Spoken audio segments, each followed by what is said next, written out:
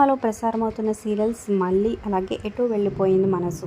Serials timings అయితే change కాబోతున్నాయి. ఎప్పుడు ఏంటనేది తెలుసుకుందాం.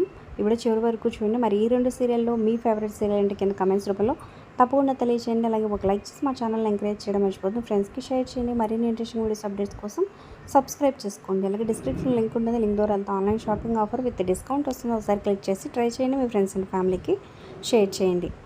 రీసెంట్గానే కార్తీక దీపం ఎంట్రీతో ఎటో వెళ్ళిపోయింది మనసు. ఇంకా చాలా సీరియల్స్ టైమింగ్స్ అయితే చేంజ్ చేశారు. ఇప్పుడు మళ్ళీ చేంజెస్ అయితే జరుగుతున్నాయి.